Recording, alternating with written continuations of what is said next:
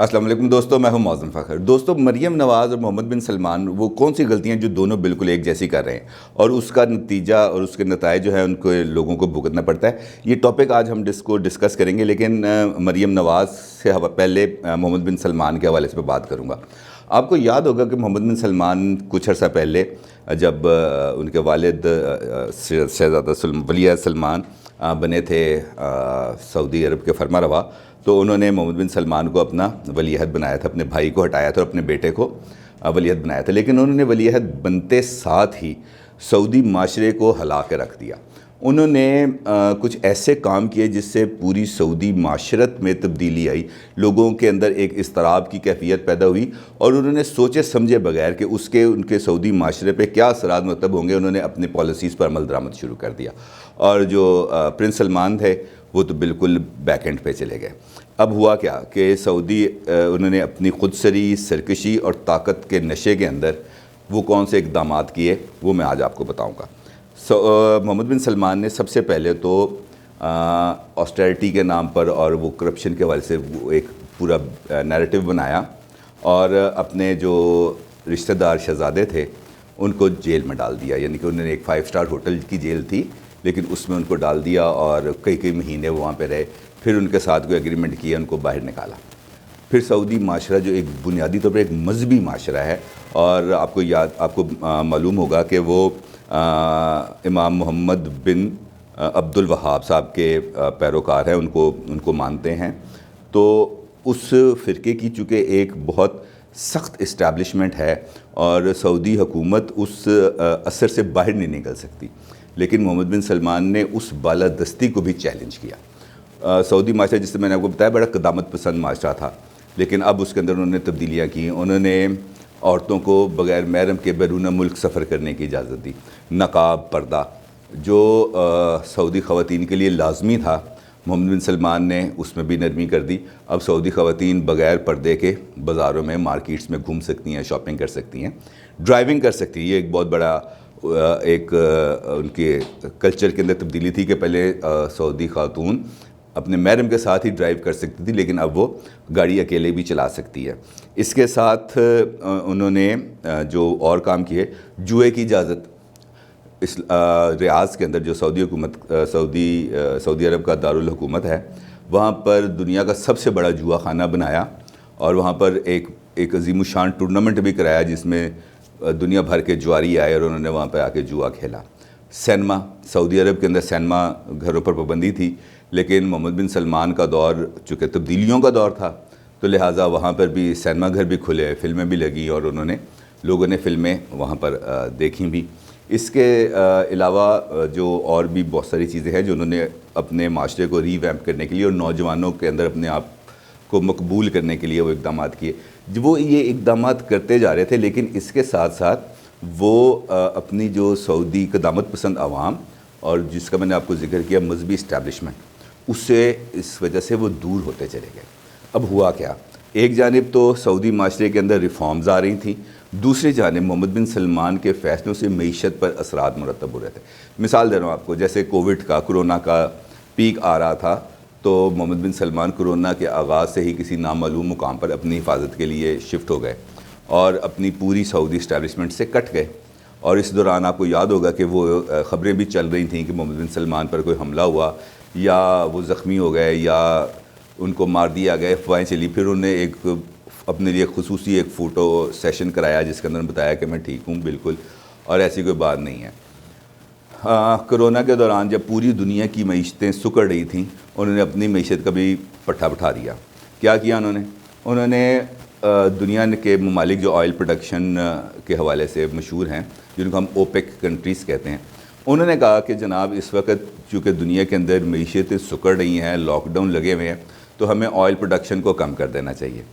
محمد بن سلمان صاحب نے کہا نہیں جی، ہم تو اپنی آئل پروڈکشن کم نہیں کریں گے، جس کی وجہ سے رشیا کے ساتھ ان کے تعلقات خراب ہوئے، اور رشیا نے بھی آئل پروڈکشن کو کم کرنے سے انکار کر دیا، جس کا نتیجہ یہ ہوا کہ دنیا کے اندر کساد بازاری کا ایک، جسے ہم مشکل لفظ ہے کساد بازاری، اس کو ہم آسان لفظ میں یہ کہہ دیتے ہیں کہ چونکہ ایک کاروبار نہیں تھا اور اس دوران تیل زیادہ ہو گیا اور گاڑیاں استعمال کرنے والے لاک ڈاؤن تھے، گاڑیاں استعمال کرنے والے کم تھے، لہٰذا وہ جو طلب اور رسد، ڈیمانڈ اینڈ سپلائی کا جو اصول ہے اس کے اندر فرق آ گیا، اور انٹرنیشنل مارکیٹس کے اندر تیل کی قیمتیں جو ہے نا وہ بہت ہی کم سطح پہ آ گئیں. یاد ہے یہاں پہ پاکستان میں بھی بہت شور میں رہتا تھا کہ انٹرنیشنل مارکیٹ میں آئل پرائسز $20 $19 پہ آ گئی ہیں، لیکن ہمارے پہ اتنا ایفیکٹ نہیں آیا. خیر یہ ہو گیا.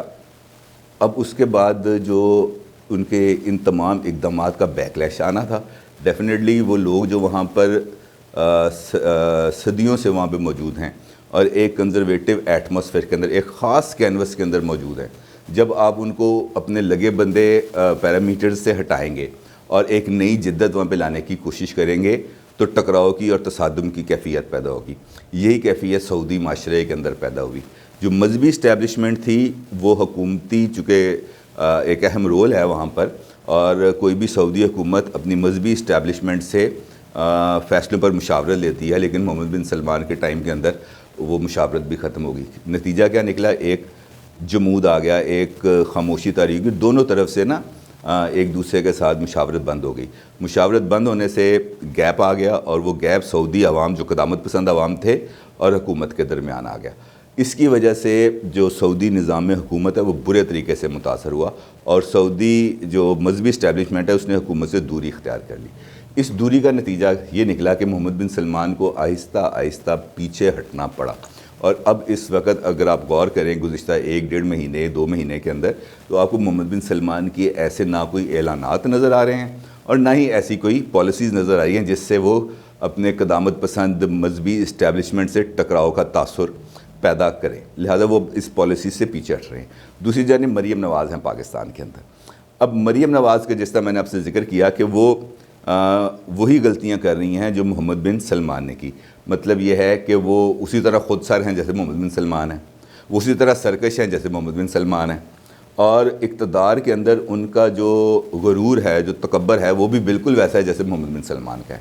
اب نواز شریف صاحب وزیر اعظم تھے، مریم نواز اس وقت سیکنڈ ٹو پرائم منسٹر، بلکہ ابو دی پرائم منسٹر تھی. یعنی کہ پرائم منسٹر کے جو فیصلے تھے اس کو پرائم منسٹر ہاؤس کا تمام تر کنٹرول مریم نواز کے پاس تھا. اب جب Maryam Nawaz prime minister house میں بیٹھتی تھیں تو انہوں کا جو ایک جسے آپ کہتے ہیں نا وہ جو خود سری کے جس سے میں نے بات کی، وہ عروج پر پہنچ گئی، اور انہوں نے بنیادی غلطیاں کی. انہوں نے اسٹیبلشمنٹ کو اور پاکستان کے سیاسی کلچر کو سمجھنے میں بنیادی غلطی کی. پاکستان کا سیاسی کلچر دنیا کے باقی ممالک کے سیاسی کلچر سے بالکل مختلف ہے. یہاں پر کچھ لو، کچھ دو رعایتیں لو کا کچھ اصول چلتا ہے، اور اسٹیبلشمنٹ کو بھی آپ کو اس کا ایک ڈیو رسپیکٹ اور ڈیو مقام دینا پڑتا ہے. اگر آپ اسٹیبلشمنٹ کے ساتھ ٹکراؤ کی کیفیت میں جائیں گے تو پھر اس کا نتیجہ بھگتنا پڑے گا. اور مریم نے یہاں پر ایک بنیادی غلطی کی. اس نے پاکستان کی اسٹیبلشمنٹ کی طاقت کا اندازہ نہیں لگایا، اور اس کا نتیجہ آیا. آپ کو یاد ہوگا ڈان لیکس بڑا شور مچا تھا، اور اس کے نتیجے میں مریم نواز کو اپنے ایک انکل کی وزارت کو قربان کرنا پڑا. اور وہ انکل آپ کو پتہ ہے وہ پرویز رشید صاحب، جن کے بارے میں کہا جاتا ہے کہ وہ مریم کے سیاسی استاد بھی ہیں، ان کو اسے ہٹانا پڑا. اور اس کے بعد پھر ایک لمبی ایک داستان ہے. آپ کو یاد ہوگا وہ پرائم منسٹر کا ایک بے روزگار نوجوانوں کے حوالے سے لون سکیم شروع کی تھی. مریم نواز اس کی چیئرپرسن بنی تھیں، اور پھر سپریم کورٹ کے آرڈرز پر ان کو وہاں سے ہٹایا گیا تھا. لیکن اس کے باوجود ان کا حکومت کے اندر رول بالکل بھی کم نہیں ہوا تھا. اب ہم آ جاتے ہیں اپوزیشن کے اندر آنے کے بعد بھی مریم نے وہی غلطیاں دہرائیں جو انہوں نے اقتدار کے اندر دہرائی تھیں، یعنی کہ اپنے والد صاحب کے اقتدار کے دور میں. وہی سرکشی، وہی خود سری، اور وہی ضد، اور اسٹیبلشمنٹ کے ساتھ پنگا، فل ٹائم پنگا. نعرہ لگایا ووٹ کو عزت دو. آپ کو یاد ہوگا کہ اسی نعرے کے ذریعے نواز شریف صاحب اسلام آباد سے چلتے ہیں اور لاہور پہنچتے ہیں. لیکن اس دوران جی ٹی روڈ پر ایک حادثہ ہو جاتا ہے، ایک بچہ ان کی گاڑی کے نیچے آ جاتا ہے اور اللہ کو پیارا ہو جاتا ہے. اس دن سے آج دن تک اس بچے کے ورثہ کے حوالے سے کسی کو نہیں پتا کہ پی ایم ایل این اس کے پاس گئی، مریم نواز نے ان کی کوئی سرپرستی کی، کوئی ان کا کچھ اشک شوئی کی، کسی کو نہیں پتا کہ کوئی جا کے چلو کوئی دلاسا دیا ہو. تو جب آپ ووٹر کو عزت نہیں دیتے تو ووٹ کو عزت نہیں ملتی. تو یہ وہ ایک بنیادی فلسفہ ہے سیاست کے اندر. سیاست ہے لوگوں کو جوڑنے کا نام، لیکن جب ہم لوگوں کو توڑ دیتے ہیں تو پھر اپنے لیے ہم گنجائش پیدا نہیں کر سکتے.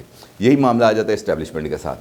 مریم نے یہ سمجھا کہ اسٹیبلشمنٹ اس کے سامنے نا ایک ریت کی دیوار ہے جس کو وہ ٹھوکر ماریں گی اور وہ ریت کی دیوار گر جائے گی اور ان کے لیے راستہ بن جائے گا، جبکہ پاکستان کے اندر اسٹیبلشمنٹ 73-74 سالوں کے ساتھ پوری طاقت کے ساتھ موجود ہے۔